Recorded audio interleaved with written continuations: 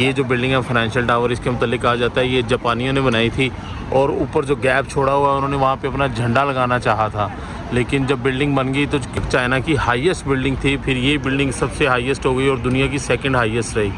और फिर ये बिल्डिंग बनना शुरू हुई।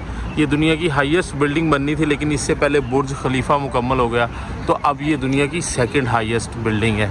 तो इस जगह पे स्काई स्क्रैपर्स की हिस्ट्री बताई गई है कि कौन कौन सा किस तरह, जैसे ये भाई व्यू तो इधर से था, जो कॉलोनियल थी ये इधर की पावर ने जब इनकी जान छोड़ी, लोगों ने फैसला कर लिया, तो जब तरक्की हुई तो फिर बिल्डिंग्स ऐसी बनी। ये देखिए, जो गांव फार्मर्स थे, जो किसान थे, उनकी बिल्डिंग उधर दुनिया की महंगी तरीन इमारत बन गई।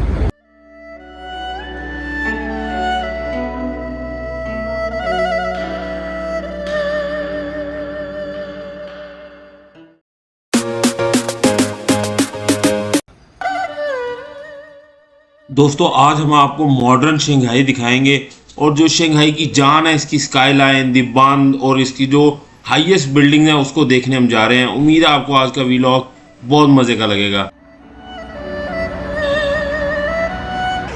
अच्छा दोस्तों, जितने दिनों से हम चाइना है ना, ज़्यादातर स्वाय ईवू में 1-2 दिन के हमने ज़्यादातर दिनों में चाइनीज़ ब्रेकफास्ट या लंच ही किया, लेकिन आज तंग आ गए, तो अब ये सोचा है कि कुछ डिफरेंट करते हैं। अगर कोई पाकिस्तानी इंडियन नहीं मिलता ना तो एटलीस्ट कोई कॉन्टिनेंटल खाना खा लेंगे, लेकिन आज चाइनीज़ नहीं खाना, हालांकि सामने एक हलाल नज़र आ रहा है।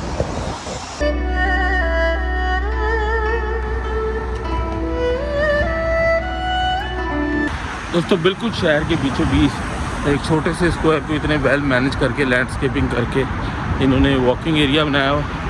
इसी से वॉक करते हुए हम नानजिंग रोड की तरफ जा रहे हैं।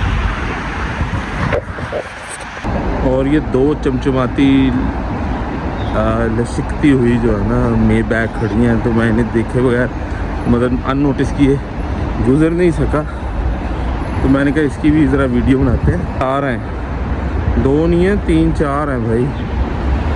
दोस्तों बेसिकली शंघाई को 2 हिस्सों में आप तकसीम कर सकते हैं अपनी आर्किटेक्चरल हिसाब से, और उसमें जो एक पुराना शंघाई है, जिस तरह मैं इस वक्त खड़ा हूँ, वैसे ये पुराना कहीं से भी नहीं लग रहा। आप ये देखें कितना मॉडर्न है।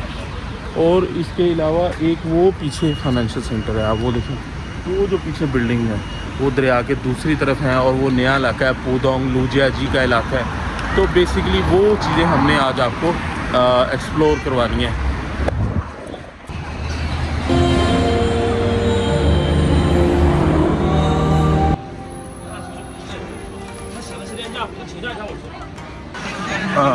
दोस्तों इस वक्त हम नानजिंग रोड के ऊपर मौजूद हैं। जैसे न्यूयॉर्क की टाइम्स स्क्वायर है, इसी तरह मुख्तलिफ मुल्कों में उसी तरह के रश की या वॉकिंग स्ट्रीट्स होती हैं। जैसे गोंजो में शाओबेलू थी, तुर्की में भी तकसीम स्क्वायर है, ईरान इस्फहान में हम गए, उधर चाबहार एवेन्यू था। तो इसी तरह यहाँ पे नानजिंग स्ट्रीट बहुत ज़्यादा रश होता है, बहुत ज़्यादा रश होता है। लेकिन इसकी असल रौनक होती है शाम के वक्त। ये हम आपको इसका वीलॉग शाम को दिखाएंगे, अदरवाइज़ वीलॉग हो जाएगा बहुत लंबा। अभी अब इधर हम सिर्फ आए हैं नाश्ता करने के लिए, और फिर आपको मॉडर्न साइड शंघाई की दिखानी है।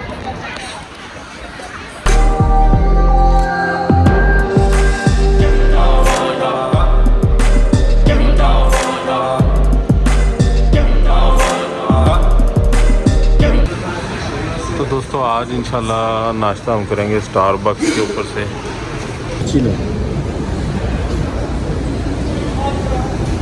वाटर नो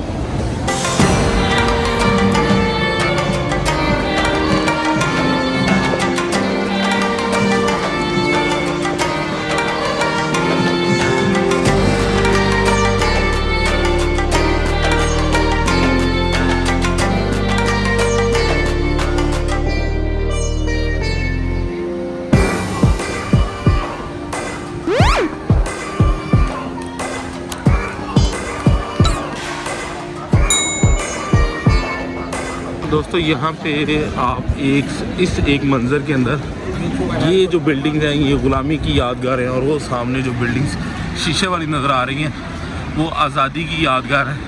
इसकी स्टोरी मैं आपको उधर सामने जाके बताता हूँ।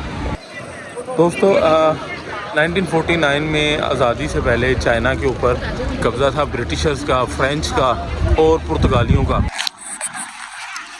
तो चाइनीज़ जो लोग थे वो बहुत ज़्यादा गरीब थे, लेकिन जो ये रूलिंग पावर थी, कॉलोनियल पावर, जिन्होंने पूरे एशिया के ऊपर ही उन दिनों में कब्ज़ा किया हुआ था, ये पूरे चाइना की दौलत लूट के यूरोप में ले जाया करते थे। इनको फ्यूम के पीछे लगा दिया था और यहाँ से चाय ले जाके इंडिया में या दूसरे मुल्कों में उनको चाय के पीछे लगा दिया था। चाय की ट्रेड सबसे बड़ी ट्रेड थी। ये जो पीछे आपको बिल्डिंग नज़र आ रही है ना, ये वाली बिल्डिंग हो गई, ये जो पीछे बिल्डिंग नज़र आ रही है, ये सारी ब्रिटिश इरा की बिल्डिंग हैं जो उन्होंने अपनी इधर पावर को सस्टेन करने के लिए बनाई हुई थी।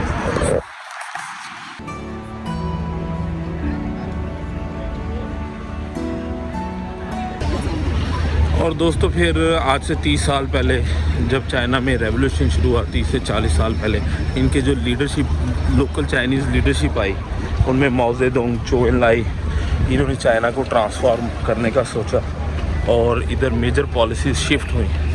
तो फिर देखें ये जो बिल्डिंग्स जो कॉलोनियल थी, ये इधर की पावर ने जब इनकी जान छोड़ी, लोगों ने फैसला कर लिया, तो जब तरक्की हुई तो फिर बिल्डिंग्स ऐसी बनी। ये देखें जो गांव फार्मर्स थे, जो किसान थे, उनकी बिल्डिंग उधर दुनिया की महंगी तरीन इमारत बन गई।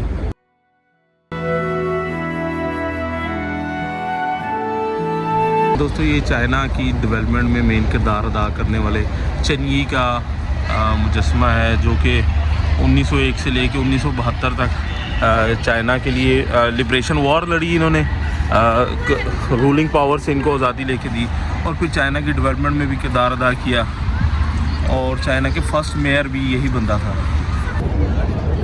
ये जो पुराना इलाका है और ये दरिया के उस पार फ़िशिंग मछेरों के विलेजेस हुआ करते थे। अभी मैं इसकी वीडियो भी आपको एक पुरानी फ़ोटो भी अटैच करके दिखाऊंगा, जिसमें कि 1990 में ये क्या होता था, इधर कुछ भी नहीं था, फ़िशिंग विलेजेस थे। लेकिन जैसे ही तरक्की होना शुरू हुई 1980s में चाइनीज़ ने अपना प्लान डेवलपमेंट का लेके आए, तो जब वो सस्टेनेबल था किसी गवर्नमेंट ने आके उसको बदला नहीं। जब तरक्की होना शुरू हुई तो ये देखें, ये पिछले चंद सालों में ये बन गया। ये दुनिया की दूसरी सबसे ऊँची बिल्डिंग है, ये हयात बिल्डिंग है। इसकी स्टोरी भी, इसके साथ मिथ्स बड़े जुड़े हैं, वो भी आपको सुनाऊंगा। और ये जिनमाओ टावर है, इसके बिल्कुल नीचे छुप गया। और ये शंघाई टीवी टावर।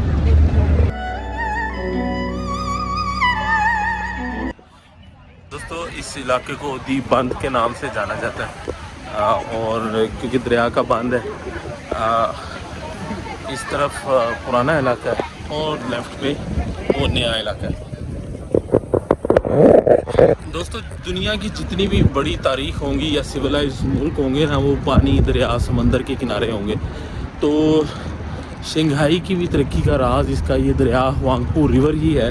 और सबसे खूबसूरत बात यह है कि चाइनीज़ लोगों ने इस दरिया में मिट्टी नहीं भरने दी। इसके किनारों के ऊपर लोगों ने ज़मीनें बेच के नहीं खाई, झुग्गियाँ नहीं बनाई, इसके किनारे इन्होंने पक्के रखे हैं। हर वक्त जहाज़ लगे होते हैं जो इसके अंदर से मिट्टी, रेत इकट्ठी होती है, उसको निकालते रहते हैं। और जिसकी वजह से दरिया के अंदर तक सैकड़ों किलोमीटर के अंदर तक जो ना जहाज़ चलते हैं, जैसे कि हमारे दरियाओं में भी कभी चलते थे। उन जहाज़ों के ज़रिए ट्रेड होता है, कारोबार होता है। तो मतलब इन्होंने अपनी हर चीज़ से फ़ायदा उठाया। तो कौमें इसी तरीके से तरक्की करती हैं।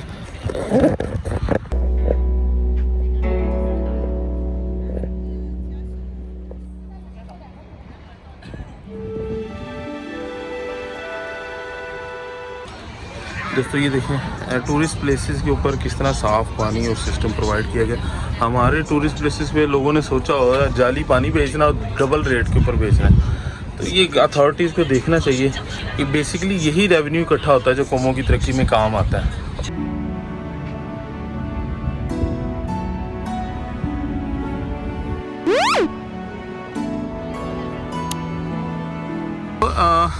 ये जो दरिया है खाली तिजारत के लिए इस्तेमाल नहीं हो रहा और इसकी आपको ये वजह भी समझ आएगी कॉलोनियल पावर ने क्यों इसके ऊपर कब्ज़ा किया हुआ था। ये देखें यहाँ पे चाइना कस्टम्स का ऑफिस है, पुलिस के ऑफिस है। बेसिकली यहाँ से फेरीज़ हांगकांग, ताइवान, मकाओ और दुनिया के दूसरे मुल्कों में यहाँ से जहाज़ जाते हैं, तो यहाँ से कस्टम्स वगैरह भी क्लियर होता है। अच्छा इस जो रिवर की मेन एक्टिविटी होती है ना, इस लोग क्रूज़ लेते हैं यहाँ से, रिवर क्रूज़, और वो आपको सारा ये एरिया घुमा के लाता है। तो हम भी क्रूज़ लेते हैं, क्रूज़ के ऊपर सैर करते हैं। तो आपको दिखाते हैं कि वो एक्सपीरियंस कैसा है। मैंने को 15-16 साल पहले ली थी, बड़ा मज़ा आता है।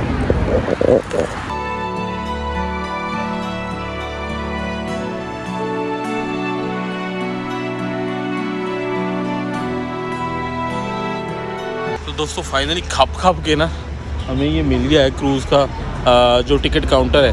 तो चलिए इसके अंदर चलते हैं। पहले जो होती थी तो सारा दिन क्रूज़ चल रही होती थी, अभी ये लग रहा है कि क्रूज़ जो है कुछ टाइम के लिए चलती हैं। तो बहरहाल चलिए अंदर चलते हैं और देखते हैं टिकट कितने का। पहले टिकट भी 50-60 RMB का होता था, अब जाके एक्सपीरियंस करते हैं।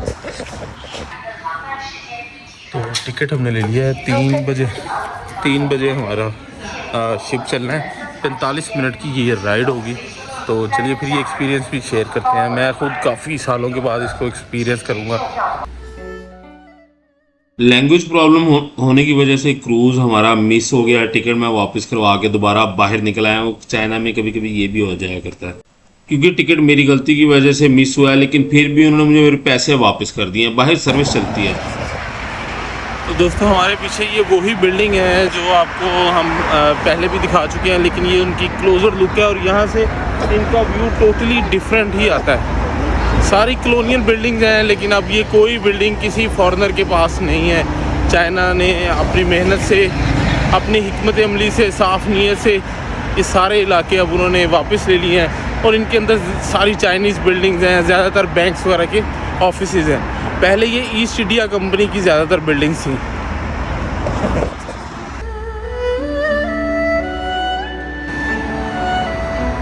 दोस्तों नानजिंग रोड ख़त्म होते ही जैसे ही बांध का एरिया शुरू होता है, तो वहाँ पे ये एक टनल बनाई गई थी, साइट सीइंग टनल इसको बोलते हैं, शंघाई साइट सीइंग टनल। सन 2000 में बनी थी और बड़ी खूबसूरत इसके अंदर लाइटिंग इम्पैक्ट होता है। बेसिकली ये दरिया को पार करने के लिए बनाई गई है। तो चलिए आपको दिखाते हैं।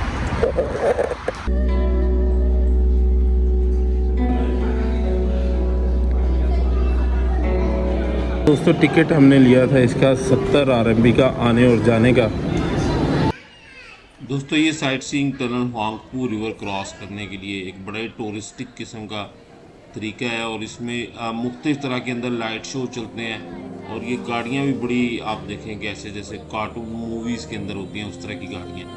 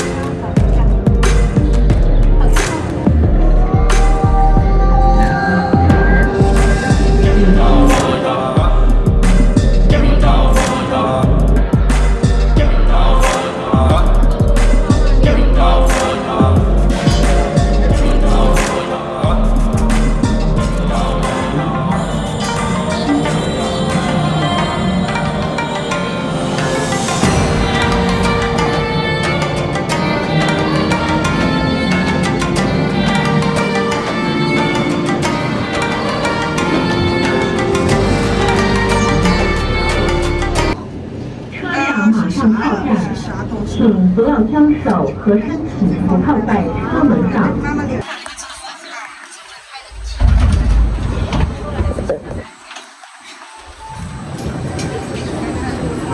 दोस्तों 5 मिनट हमें लगे हैं और हमने क्रॉस कर लिया है हुआंगपू रिवर साइट सीइंग टनल के ज़रिए।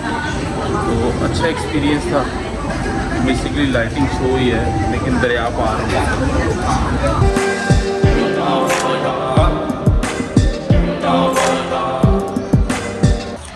दोस्तों इस वक्त हम दरिया के दूसरी तरफ आ चुके हैं। पीछे आपको हमारे टीवी पर्ल टावर नज़र आ रहा होगा और चलिए आपको अब ये एरिया एक्सप्लोर करके दिखाते हैं।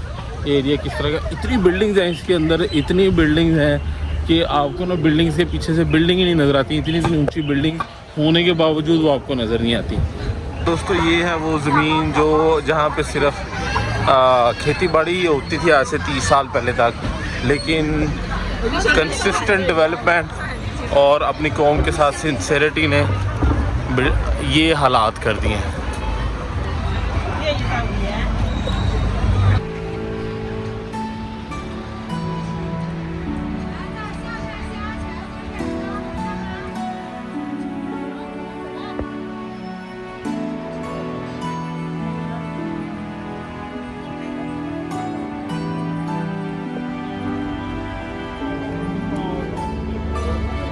तो दोस्तों इस वक्त जैसे कि आपको बताया कि हम लुजिया जेई के इलाके के अंदर मौजूद हैं और हम जाएंगे जो शंघाई टावर है उसके ऊपर, क्योंकि फाइनेंशियल टावर भी मैं गया हूँ और ये जो पीछे पर्ल टावर है ये भी मैंने देखा हुआ है ऊपर जाके। तो लेकिन वो जो नया टावर बना है उसके अंदर नहीं मैं गया था, तो चलिए उसको चलकर देखते हैं, जिसका नाम शंघाई टावर है।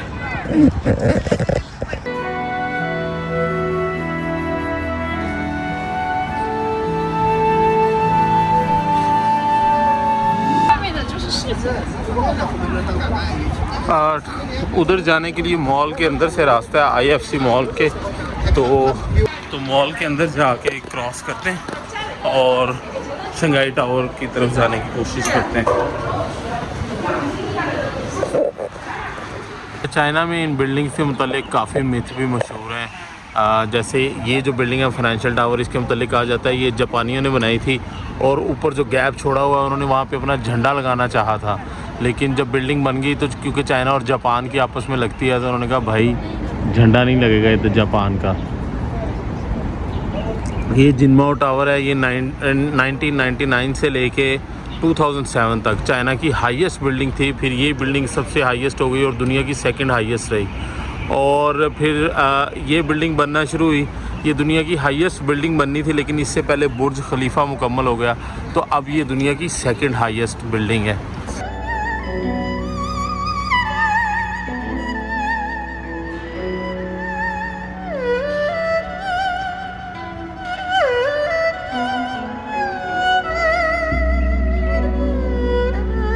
दोस्तों एक किस्मत शंघाई में आके ये भी आपकी होनी चाहिए कि जब आप आएँ तो मौसम अच्छा हो।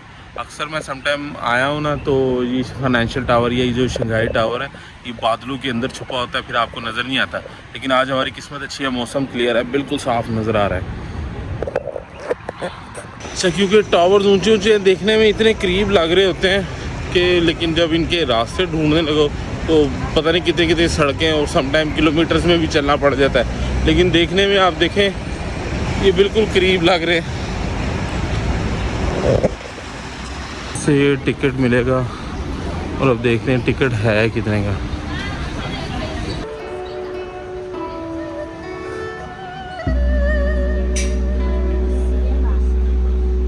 टिकट हमने ले लिया, हमें 180 RMB का या अबाउट आप कह लें कि $30 का ये टिकट मिला है। तो चलिए फिर अंदर चलकर देखते हैं कैसा होगा सीन। ऊपर से वैसे शंघाई लगता बड़ा खूबसूरत है।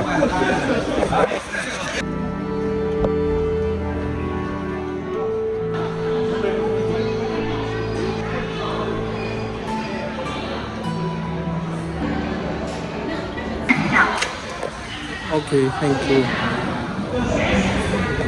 तो इस जगह पे स्काई स्क्रैपर्स की हिस्ट्री बताई गई है कि कौन कौन सा किस तरह, जैसे ये देखें। और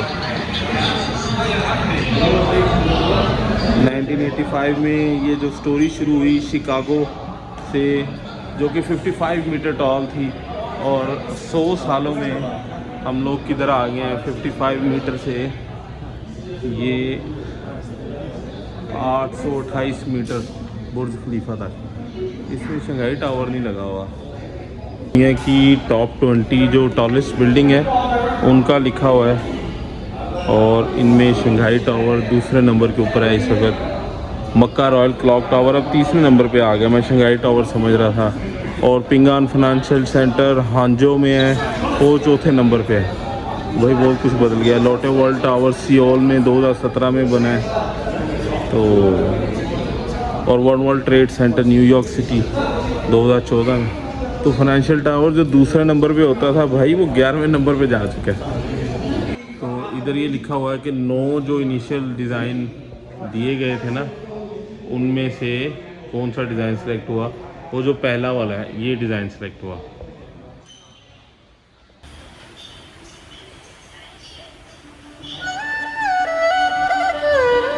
तो ये एलिवेटर्स हैं जो आपको टॉप फ्लोर तक लेके जाएंगे।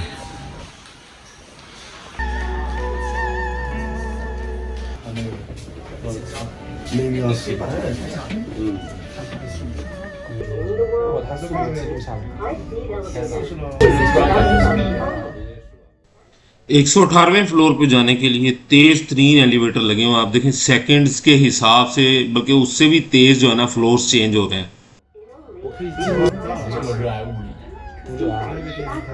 虽然我中考物理打分，但是上了高中之后，我就感觉我学的是假物理。 तो इस वक्त हम 118वीं मंजिल के ऊपर मौजूद हैं शंघाई टावर की।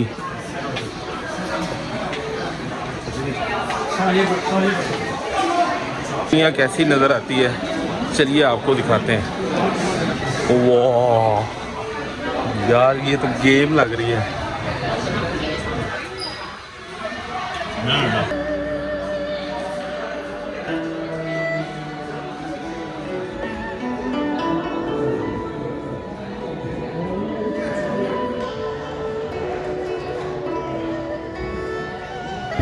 तो 119वीं मंजिल पे हम चलते हैं, उधर से जाके देखते हैं नीचे।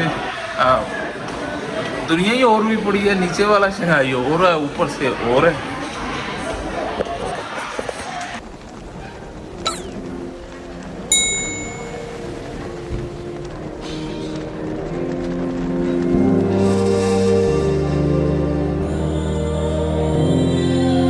ऊपर एक कैफ़े भी बना हुआ है, आप इधर चाय कॉफ़ी वगैरह भी इंजॉय कर सकते हैं। और दुबई की तरह लूटो प्रोग्राम नहीं है। देखिए 48 RMB दुबई वगैरह में तो वो कहते हैं ना जी कि सब कुछ छीन छून के ले आए हैं आप। इधर हर चीज़ प्रैक्टिकल है, हर चीज़ आप यूज़ कर सकते हैं। मतलब पाकिस्तानी 2-2.5 हज़ार रुपये 1200 रुपये में आप इधर कॉफ़ी पी सकते हैं।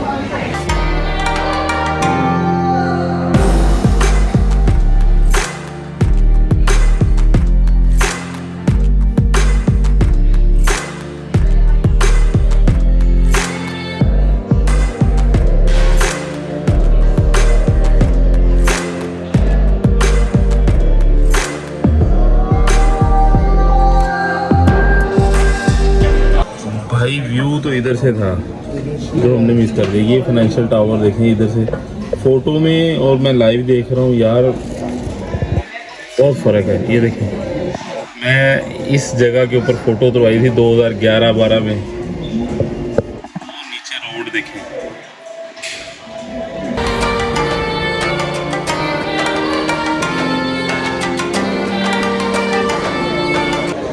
ऊपर एक सोवेनियर शॉप भी बनी हुई है जिधर से आप सोवेनियर्स ले सकते हैं। दोस्तों